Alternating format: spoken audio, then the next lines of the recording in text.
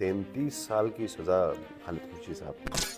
نہیں، یہ بڑا اس کے ساتھ بھی زیادتی ہوا ہے۔ گلگت بلتستان کی حکومت کس کی بنے گی؟ وہ طے کہیں اور ہوتا ہے۔ ہوتا تھا، ابھی ایسے نہیں ہے، اب آئندہ ایسے نہیں ہوگا۔ ملازمتوں کے بھرتیوں کے دوران بے ضابطگیوں کے بڑے الزامات لگے آپ کی حکومت پر۔ تقریباً 25,000 ملازمتیں دی۔ اگر اس 25,000 میں کا دکا کوئی بے ضابطگی ہوا تو اس میں کوئی اتنا وہ نہیں ہے۔ جن علاقوں میں سلائڈنگ کا زیادہ خطرہ ہے وہاں پہ ادھر شیلٹرز شیلٹر بنے گے، وہ تو کنفرم ہے۔ چلیے، گورنر مہدی شاہ صاحب آن ریکارڈ یہ بات کر رہے ہیں نہیں، انشاءاللہ شہرائے بلتستان پر جہاں جہاں سلائڈنگ کا خطرہ ہے وہاں پر شیلٹرز بننے جا رہے ہیں۔ بالکل جا رہا ہے۔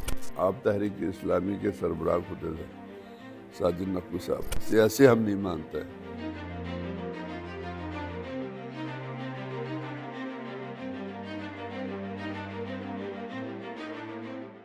بسم اللہ الرحمن الرحیم۔ ناظرین السلام علیکم، آپ دیکھ رہے ہیں نارتھ میڈیا اور ناردرن کاسٹ کے ساتھ میں ہوں رضا تابش۔ جیسا کہ آپ سب کو پتہ ہے کہ 2025 گلگت بلتستان کی سیاست میں، پالیٹکس میں بڑا اہم سال ہے، چونکہ یہ سال گلگت بلتستان میں انتخابات کا سال ہے۔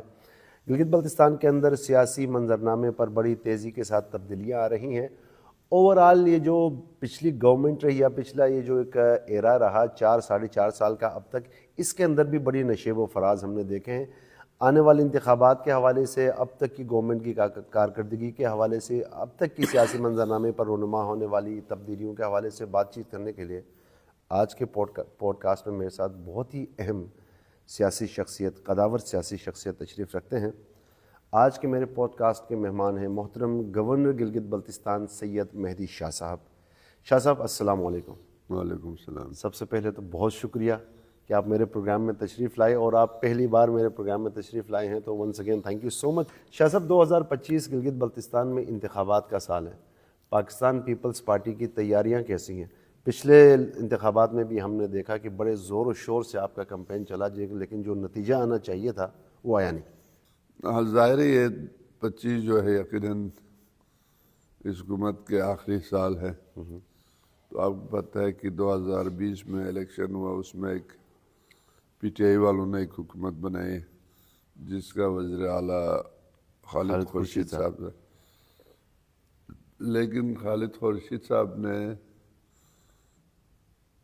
اس نے اپنے مطابق، ذہن کے مطابق تو اس کو چلانے کی کوشش کیا، لیکن پھر بیچ میں یہ وہ کام نہیں کر سکا جو ایک سیاسی ورکر کو کرنا چاہتا تھا۔ پھر اس کا سافٹ ویئر کا مسئلہ آیا، جبکہ وہاں کوئی سافٹ ویئر کا مسئلہ آنا نہیں چاہتا، کیونکہ کوئی اس میں نہیں لکھا ہوتا کہ اگر آپ ایم اے ہیں، بی اے ہے تو الیکشن میں ایسا لے سکیں گے، نہیں تو نہیں۔ فضول میں اس نے خود ایک اس کو ایشو بنایا، اور وہ جو اس کے لیے سیاسی طور پر نقصان دہ ثابت ہوا۔ اس کے بعد ہمارا علاقہ باقی صوبوں کی طرح نہیں کہ اس طرح کے ماحول کو برداشت کرے۔ بحیثیت ایک سیاسی ورکر ہم تو چاہتے تھے کہ وہ اپنا ٹینیور پورا کرے، لیکن اب اس نے خود اپنا وہ کیا کرنے کے بعد وہ نااہل ہو گئے، تو یقیناً کرائسس پیدا ہو گیا۔ پیدا ہونے کے بعد انہی میں سے ایک فارورڈ گروپ بنا، اور انہوں نے اپنی حکومت کی، جس کے سربراہ جناب حاجی گلبر خان اس وقت چیف منسٹر ہے، اور اس کے جو ساتھی ہیں ان کے پاس۔ لیکن پھر ایسا نہ ہوا کہ وہ ان کا اپنا پورا گروپ، پھر وہاں مخلوط حکومت تشکیل پائی، جس میں پیپلز پارٹی کو بھی شیئر ملا، نون کو بھی شیئر ملا۔ پیپلز پارٹی کے بھی دو وزیر ہیں، ایک ڈپٹی اسپیکر ہے، نون کے 2 وزیر ہیں۔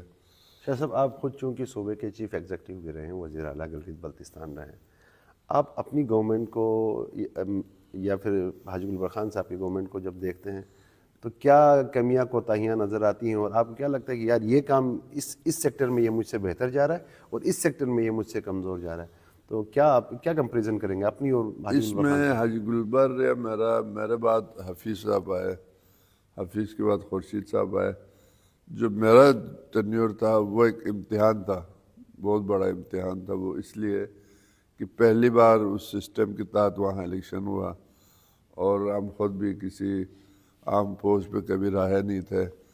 اچانک جلد بازی میں الیکشن ہوا ستمبر میں 9 میں، پھر اوپر والے کے کرم تھا میرے اوپر، پھر پارٹی کی مہربانی سے مجھے چیف ایگزیکٹو بنایا، وزیر اعلیٰ بنایا. لیکن اس وقت وہاں کے ماحول تھوڑا سا بہت ہی گمبھیر رہا. آپ کو پتہ ہے بہت سارے واقعات ہوا ہے، لولو سر کا ہوا، وہ چلاس کا واقعہ ہوا، کوہستان کا واقعہ ہوا، کوہستان کا اور ننگ پربت کا بہت سارے واقعات ہوئے. لیکن میں نے ایز اے ورکر ہمت نہیں ہارا، اور وہاں پہلی بار انجمن امامیہ اور اہل سنت کے دونوں بڑے جو پیش امام تھے، قاضی نثار صاحب اور آغا راحت صاحب، ان کو میں نے ایک ساتھ بٹھایا. ایک پلیٹ فارم پہ آپ نے ان کو بالکل ایک پلیٹ فارم پر پھر مسجد بورڈ بنایا.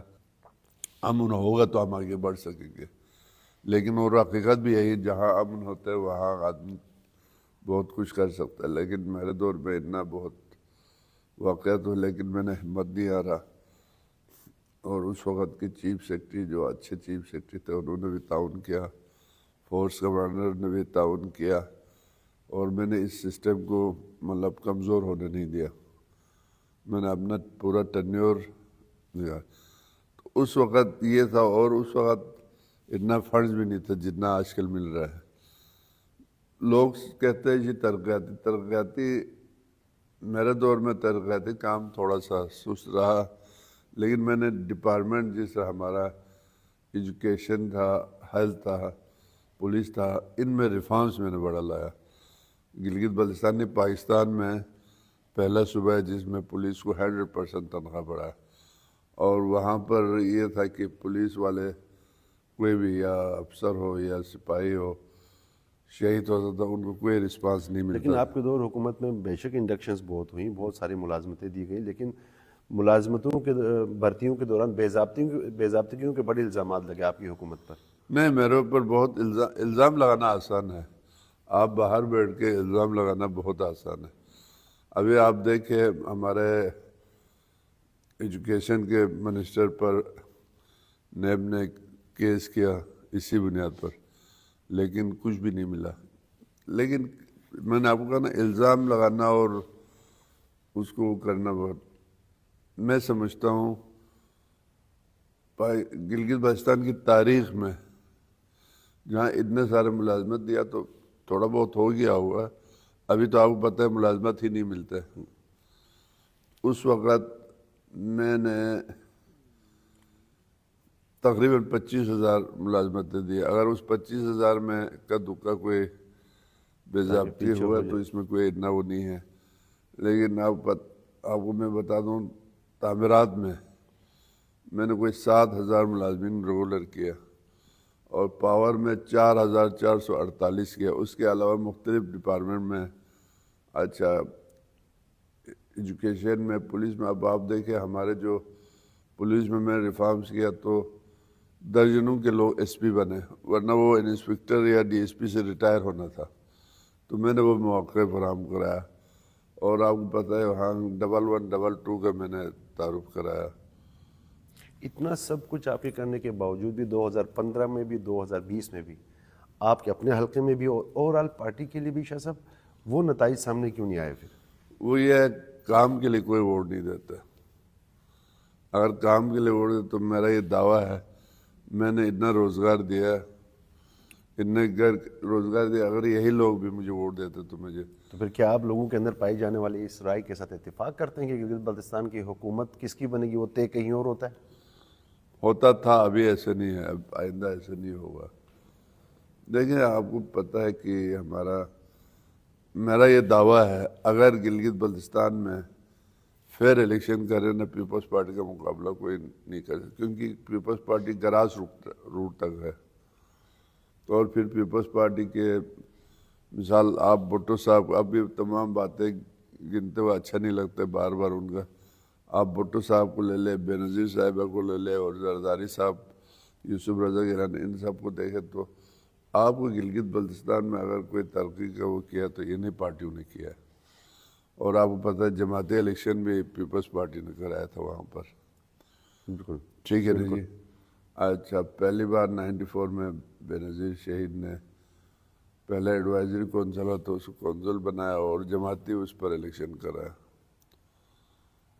گلگت کے اندر ہم دیکھتے ہیں کہ پاکستان پیپلز پارٹی گلگت میں ڈویژن کی میں بات کر رہا ہوں, سیاسی مذہبی پارٹیاں جو ہیں ان کے ساتھ پاکستان پیپلز پارٹی کی کچھ خاص بنتی ہوئی ہمیں نظر نہیں آتی. وہ نگر حلقہ 4 ہوں 5 ہوں 1 یا 2 کے گلگت کے بھی حلقے ہوں, لیکن آپ بلتستان میں ہیں, وہاں آپ کی ایک اچھی انڈرسٹینڈنگ ہوتی ہے ان پارٹیوں کے. آپ ہم نے دیکھا کہ آپ ان کی محافل میں بھی جاتے ہیں, ان کے پروگرامات پہ بھی جاتے ہیں. نہیں, ہم تو دیکھنے جی مثال آپ تحریک اسلامی کے سربراہ ہوتے تھے ساجد نقوی صاحب, اس کو ہم ایز اے مذہبی طور پر ہم اس کو مانتے ہیں, سیاسی ہم نہیں مانتے.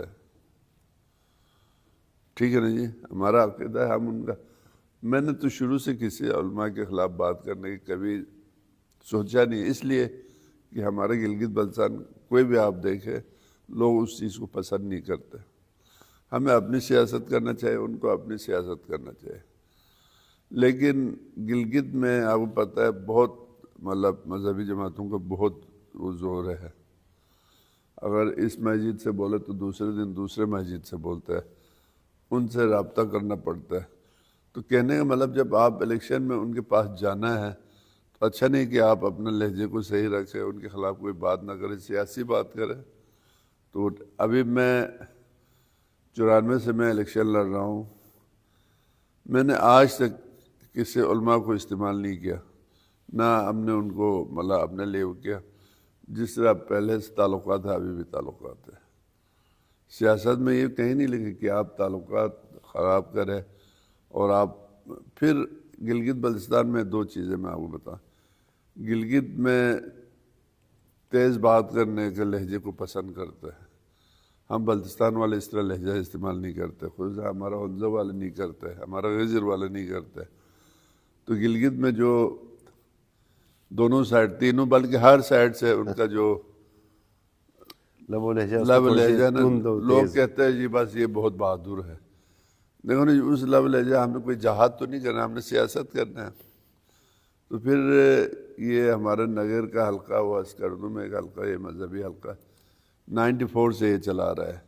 کیونکہ 94 میں پہلی بار تحریک جعفریہ کے نام پر ایک اچھا ایک بااثر شیعہ تنظیم نے الیکشن میں باقاعدہ حصہ لیا, اور پاکستان مسلم لیگ نون کے ساتھ مل کر حکومت بھی بنایا. ٹھیک ہے نا جی. اچھا, تو اس کے بعد ان کا حکومت ایسے بنا کہ ہمارا آدمی کو ڈپٹی چیف بنایا انہوں نے, فضا محمد ناشاد کو. بالکل. ابھی کوشش کر رہے کہ اس دفعہ انشاءاللہ, مختلف لوگ کہتے ہیں جی حکومت ہمارے بنے, لیکن میں نے اس دن ایک بات کی کہ پورے پاکستان میں ابھی یہ صورتحال ہے کہ جہاں بھی حکومت بنے گا مخلوط حکومت بنے گا. پاکستان میں بھی آپ دیکھ رہے ہیں, مجھے نہیں لگتا کہ یہاں بھی کسی سنگل پارٹی کو کوئی میجارٹی ملا ہے, ایسے نظر نہیں. 2025 گلگت بلتستان میں انتخابات ہوتے ہوئے نظر آ رہے ہیں آپ کو؟ ہاں بالکل. پہلے تو ہم لوگوں نے, یہ میرا بھی کوتاہی ہے, میں اس کو مانتا ہوں, ہم نے بلدیہ الیکشن پر نظر نہیں رکھا. جس وجہ کیونکہ اگر بلدیہ الیکشن ہو جائے تو جو MNA بنتے ہیں ان کے لیے پریشر کم ہو جاتا ہے, کیونکہ چھوٹے چھوٹے گلیاں یا نالے والے وہ بلدیہ کے ذریعے بنتے ہیں. اس دفعہ ہمارا پروگرام ہے کہ میں نے ابھی آپ کو بتا دوں نا, میں ایز اے گورنر میں نے 3 ریجن میں الیکشن کمشنر کا وہ کیا ہے, چیف الیکشن کمشنر, ایک الیکشن کمشنر گلگت میں, ایک گلگت اچھا بلتستان ڈویژن میں, ایک دیامی ڈویژن میں. ہاں جی. اب مئی میں انشاءاللہ بلدیاتی الیکشن ہوگا. ایک بڑا اہم سوال کی یہ جو حکومت ابھی جاری ہے, اس کے بعد کوئی کیئر ٹیکر گورنمنٹ آ رہی ہے, یا پھر ایک بات یہ بھی کی جا رہی ہے کہ چونکہ ابھی جو گورنمنٹ وہاں پر کھڑی ہے اس کا کسی پارٹی سے کوئی تعلق ہے ہی نہیں, اسی کو کیئر ٹیکر کی ذمہ داریاں دی جائیں گی. اگر یہ حکومت انتخابات کراتی ہے تو شاہ جی جو آپ کی اپوزیشن پارٹیاں ہیں, جو آپ کے مد مقابل پارٹیاں ہیں, بالخصوص پاکستان میں تحریک انصاف, کیا ان کے خدشات حق بجانب نہیں ہوں گے؟ کہ نہیں ہوں گے, لیکن مجھے نہیں لگتا ایسے نہیں. پھر اس کے لیے آپ کو قانون میں تبدیلی کرنا پڑے گا, ایکٹ میں تبدیلی کرنا پڑے گا. ایکٹ میں تبدیل ہوگا تو ہوگا, کیونکہ ہمارا, میں جب سیم تھا اس وقت وہ ایکٹ بنا تھا کہ نگران حکومت, کیونکہ یہ نگران حکومت دنیا کے کسی کونے میں نہیں ہے, لیکن ہمارے پاکستان میں ہے. تو پاکستان میں ہے تو باقی صوبوں میں تھا تو ہم نے وہاں بھی کیا. ہمارا کوشش یہ تھا کہ باقی صوبوں کی طرح اس کو آگے بڑھائے. تو اگر یہ لوگ بیٹھ کے, ابھی مثال وفاق میں نون کی حکومت ہے, ٹھیک ہماری حکومت تو نہیں ہے, اب حمایتی تو ہے نا. نہیں میں نے کہا نا وہاں کے حد تک تو اتحادی, لیکن اس وقت پہلے ٹینیور میں تھا ہمارے بھی کچھ لوگوں کو وزارت ملے تھے, لیکن اس بار اس حکومت میں تو ہمارا کوئی بھی نہیں ہے. اور ہم جو ملے تھے پہلے اس میں جب نواز شہباز شریف تھا, اس میں زرداری صاحب نے جو آئینی عہدے تھے اس نے وہ لیا, جس میں میں پنجاب کے وزیر اعلیٰ نہیں گورنر, خیبر پختونخوا کے گورنر ہیں, ہم 3 پاکستان پیپلز پارٹی کے ہیں. لیکن وہ مطلب سیاسی پوسٹ نہیں ہے, تو آپ کو بھی پتہ ہے ایک وفاقی پوسٹ ہے. لیکن پچھلے دفعہ یہاں تیسری صاحب نے بہت اچھا وہ کیا کہ تمام گورنر کا کہ انہوں نے کانفرنس بلایا یہاں پر. اس میں ہم لوگوں نے دیکھا کہ گورنر کے اختیارات کیا ہونا چاہیے 18ویں ترمیم کے بعد, اس میں تھوڑا سا وہ, تو اس کے لیے ہم کام کرتے. تو وہاں پر نگران حکومت بنے گی. اگر نہیں بنا تو پھر یہ بھی ہو سکتا ہے وزیر اعظم سے اپروچ کرے. اگر وزیر اعظم اور صدر پاکستان چاہے تو پھر وہ یہی گورنمنٹ انتخابات کرا سکتی ہے. ہاں یہ کرے تو بھی کوئی حرج نہیں ہے. یہ ابھی کیونکہ یہ کوئی پارٹی نہیں ہے. شفافیت پر سوالات اٹھیں گے نا شاہ جی, اگر یہ گورنمنٹ جو ہے انتخابات. نہیں یہ کیا کر سکتے, کچھ بھی نہیں. اوپر میں گورنر بیٹھا ہے, وہ ادھر نیچے وہ وزیر اعلیٰ بیٹھا ہوا ہے, ٹھیک ہے نا جی. مطلب ایک چیز یہ تھا کہ پی ٹی آئی, اب ابھی حاجی گلبر صاحب فارورڈ بلاک ہے نا جی, ابھی تک اس نے اپنا کوئی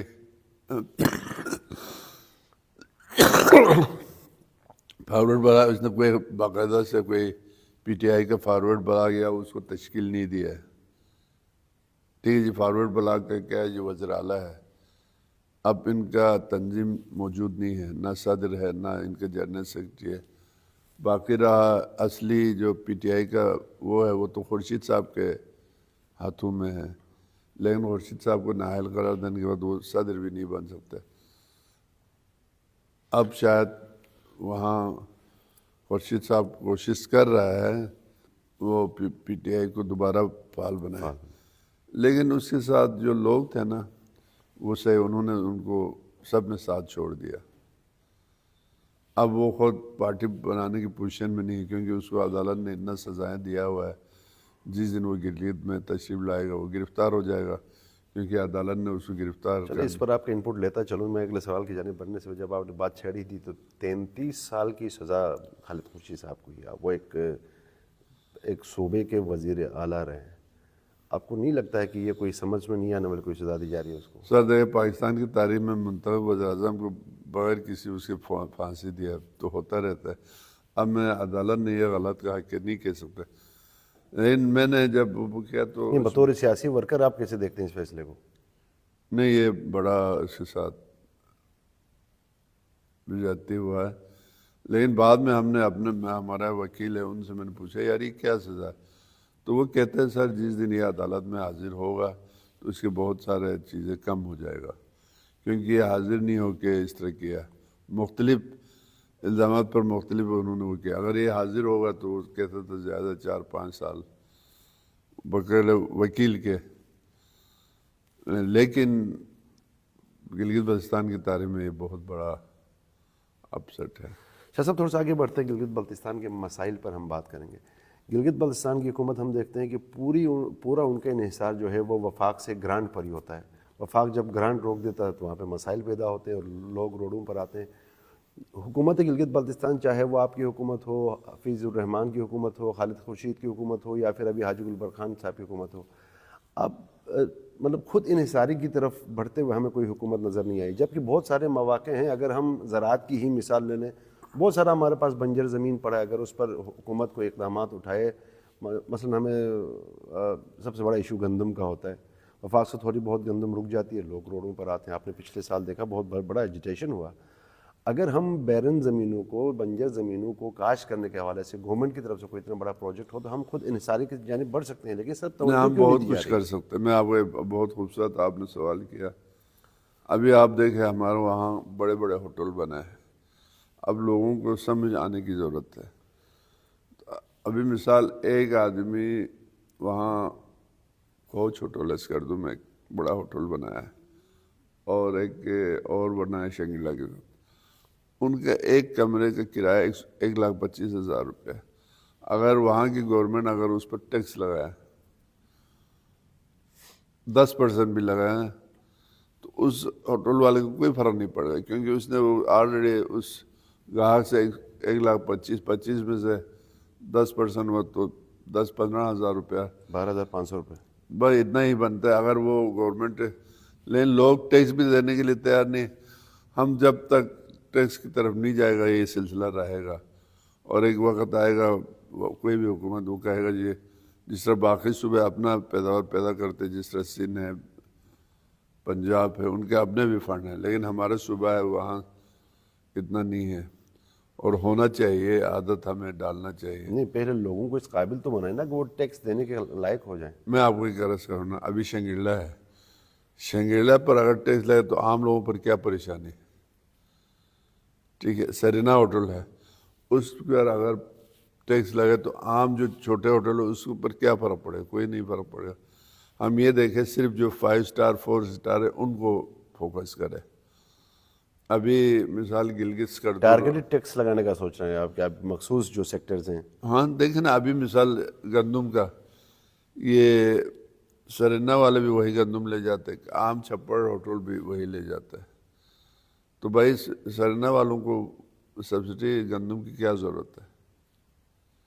ٹھیک ہے نہیں. لیکن بس وہ لوگ اس میں یہ ہے کہ بڑے بڑے ہوٹل والے بھی اس میں انوالو ہے، کیونکہ ان کو پتہ ہے اگر یہ ہوا تو ان پر ٹیکس لگیں گے عام. ابھی آپ اپنا استور کو لے رہے، وہاں لے دے کہ ایک بڑا ہوٹل ہے، تاجور کا ایک ہوٹل ہے، اور کوئی ہوٹل ہے وہاں نہیں ہے. بالکل. ٹھیک، تو تاجور نے اتنا بڑا ہوٹل بنایا. میں مثال دے رہا ہوں، میں نے ایک ہوٹل بنایا، اگر میں ایک روم کا 1,00,000 کچھ لیتا ہے، اگر میں گورنمنٹ کو 10% یا 20% ٹیکس دیا تو اس میں کیا فرق پڑتا ہے؟ آپ نے تو اس کلائنٹ سے لینا ہے. ابھی مثال گلگت سکردو روڈ آپ دیکھیں تباہی کی طرف ہے. اب وہ کہتے ہیں جی اس کے لیے ہم لوگ ٹول ٹیکس لگائیں گے. تو ہم نے کہا آپ ٹول ٹیکس سے پہلے لوگوں کو بتائیے ٹول ٹیکس صرف باہر کی گاڑیوں پر، باہر کے ٹورسٹ پر ہے، تاکہ لوگوں کو پتہ چلے کہ یہ ہمارے اوپر نہیں ہے. لیکن اس کی شفافیت کو پھر برقرار رکھنے کے لیے باقاعدہ قانون سازی کی ضرورت ہوگی. تو نہیں، قانون سازی وہ تو جب آپ ٹول ٹیکس پہ آئے گا تو آپ کو پتہ چلے گا یہ گاڑی پنڈی سے آئے کہاں سے آئے، وہ تو پتہ چل میں جاتا. اوور آل ٹیکسز کی میں بات کر رہا ہوں. جب آپ ٹیکسز لاگو کریں گے لوگ ظاہر ہے وہ تو کرنا پڑے گا. تھوڑا سا اور آگے بڑھتے ہیں. میں سیاحت کے حوالے سے بات کروں گا، چونکہ ابھی آپ نے ایک موضوع چھیڑ ہی دی ہے. تو سیاحت کے حوالے سے بھی ہم نے دیکھا کہ سوائے چند فیسٹیولز کے، ایک پولو کا ٹورنامنٹ ہوتا ہے یا پھر سردیوں میں 1-2 ایونٹس ہوتے ہیں، سیاحت کی تعمیر و ترقی کے لیے بھی گورنمنٹ کی طرف سے کوئی اتنا بڑا اقدام، یہ پچھلے آپ کے دور سے لے کر اب تک کی میں بات کر رہا ہوں، کوئی ایک جہاز کے فلائٹ ہم نہیں بڑھا سکتے. بالخصوص میں گلگت ایئرپورٹ کی اگر میں بات کروں، روڈ انفراسٹرکچر ہمارا تباہ ہوا ہے. بلتستان ہائی وے کے نام پر اربوں روپے خرچ ہوئے، لیکن اس کے بعد سینکڑوں جانیں اب تک جا رہی ہیں. بہت سارے ایسے علاقے ہیں جہاں کے لیے روڈ ایکسیس ہی نہیں ہے. صرف ہم تو ہائی رائزز گورنمنٹ کے، مطلب ہوٹلوں کی، ہم ہوٹل کو ہی، ہوٹل کی تعمیر نہیں، کو ہی ابھی آپ سیاحت کی دیکھیں ترقی سمجھتے ہیں. اللہ کرے یہ جو کشمیر سے جو روڈ بننے والا ہے شنٹور، اس پہ ان کے وزیر اعظم سے بھی میں نے بات کیا، اس سے پہلے بھی ہم بات کرتے ہیں، تو امکان بڑھ گیا. اگر وہ بن جائے پھر تو ہمارے لیے ٹورزم کے لیے سب سے خوبصورت روٹس ہوگا، جو مظفر آباد سے ہوتا ہوا، کیل سے ہوتا ہوا آپ استور آئے، استور سے اس لوگوں کی مرضی ہو وہ گلگت جائے یا جو سے سکردو جائے. ٹھیک ہے نا جی. ابھی جو موجودہ شہر ہے بلتستان پر ٹنلز بنانے کے حوالے سے بلتستان کے لوگوں کے بڑے احتجاجات چل رہے ہیں. نہیں، اس حوالے سے میں مہدی شاہ کیا اقدامات میں یہ کہوں گا، یہ جب روڈ بن رہا تھا میں نے بڑا اس میں کافی وہ کیا. میں نے کہا جی یہ چائنا کو دے دے. ٹھیک ہے، لیکن چائنا کو نہیں ملا، ان کو ملا، تو اس میں 5-6 ٹنل تھے پہلے. پھر بعد میں یہ سب جا کے پیسے پر، جیسے آپ نے ان کا ایک جرنل نے کہا تھا کہ ہم نے اس کو پتہ نہیں 2-3 کروڑ روپے کم کر کے ہم نے یہ لیا ہے. لیکن ان کے ایک عہدیدار نے یہ بھی کہا ہے، ویڈیو موجود ہے، کہ ہم باقاعدہ ٹنلز بتا رہے ہیں، اور اس سے ٹنلز کی لینتھ بھی بتائی ہے، آپ نے دیکھا ہوگا. ہاں، لیفٹیننٹ جنرل جاب پتہ نہیں ایک نے، اسی پر یہ لوگ پھنس. ابھی پچھلے دفعہ میں وزیر اعظم سے ملا تھا، اور میں نے NHA کے چیئرمین سے بھی ملا تھا، کیونکہ پیسہ NHA والے دیتے ہیں نا جی، تو اس پہ ان کے ساتھ میرا کافی. اور ابھی کوئی ریوائز اسکیم میں اس پہ ابھی ٹنل تو خیر مشکل ہے، کیونکہ اب ٹنل بناتے بڑا پیسے کی ضرورت ہے، لیکن شیلٹر بنائیں گے وہاں جو ہمارا ملوپا ہے، جہاں جن علاقوں میں سلائڈنگ کا زیادہ خطرہ ہے، وہاں پہ ادھر shelters شیلٹر بنیں گے، وہ تو کنفرم ہے. چلیے، گورنر مہدی شاہ صاحب آن ریکارڈ یہ بات کر رہے ہیں نہیں، کہ انشاءاللہ شاہراہ بنے. بلتستان پر جہاں سلائڈنگ کا خطرہ ہے، وہاں پر شیلٹرز بننے جا رہے ہیں. بالکل جا رہا ہے. چلیں جی، یہ ہمارے ناظرین کے لیے بھی بالخصوص بلتستان کے واسطے کے لیے اچھی خبر ہے کہ شاہراہ بلتستان پر جہاں سلائڈنگ کا خطرہ زیادہ موجود ہے، گورنر گلگت بلتستان سید مہدی شاہ صاحب یہ کہہ رہے ہیں کہ وہاں پر شیلٹرز بنائے جا رہے ہیں. شاہ صاحب، پروگرام کا وقت چونکہ خلیل صاحب، میں آخری سوال کی جانب بڑھنا چاہ رہا ہوں کہ 2025 انتخابات کا سال ہے. پاکستان پیپلز پارٹی ایک زمانے میں گلگت بلتستان کی سب سے بڑی جماعت ہوا کرتی تھی، لیکن اب وہ صورتحال نہیں ہے. اس کی ذمہ دار خود آپ کے مقامی گلگت بلتستان کی پارٹی قیادت ہے. عام ایک تاثر یہ پایا جا رہا ہے کہ سید مہدی شاہ کا ایک گروپ بنا ہوا ہے، امجد ایڈوکیٹ کا ایک گروپ بنا ہوا ہے. تو اس کی تو اگر میں نے آپ کی آپسی تقسیم نہیں، میں آنے آپ کو والے بتا دوں، انتخابات کے نتائج پر اثر انداز نہیں ہوگا. یہ میں اب اس کے میں نے 100 دفعہ تردید کی ہے. اس وقت میرے پاس پارٹی کا کوئی عہدہ نہیں ہے. میں سینٹرل ایگزیکٹو کا ممبر ہوں. ہمارے وہاں سے 2 سینٹرل ایگزیکٹو کے ممبر، ایک میں ہوں، ایک گلگت سے محمد موسیٰ ہے. اور آپ کو میں ایک بات بتا، جب میں صدر تھا 2009 میں، تو ہم نے تو حکومت بنایا، ٹھیک ہے. اور ابھی یقیناً اس کی کارکردگی کا ذمہ دار یقیناً صوبائی صدر پر رہی ہوگا، لیکن صوبائی صدر ہم سب کو ساتھ لے کے چل رہا ہے، ایسی بات نہیں ہے. اس لیے گروپ بندی سے فائدہ نہ مجھے ہے نہ امجد کو ہے. ہم وہ کام کریں گے جو پارٹی کو فائدہ ہوگا. لیکن بہت کم جو ہیں ہم آپ دونوں کو ساتھ ساتھ دیکھا جا رہا ہے نا. نہیں، ایسی بات نہیں. اب میں گورنر ہاؤس میں ہوتا ہوں اور امجد صاحب پارٹی چلا رہا ہوتا ہے. پھر چھوٹے موٹے اختلافات تو گھر میں بھی ہوتے ہیں نا، کسی چیز. مثال پچھلے دفعہ ہمارا امجد صاحب کو پیپلز پارٹی نے وزیر اعلیٰ کے لیے نامزد کیا تھا، اس میں ہم ناکام رہے، کیونکہ وہ ذہنی طور پر ہی تیار نہیں تھا. کہ وہ کہتا تھا میں نے وزیر اعلیٰ نہیں بننا ہے. اس پر پھر میں نے ایک بیان دیا تھا جس پہ لوگوں نے کہا جی آپ امجد.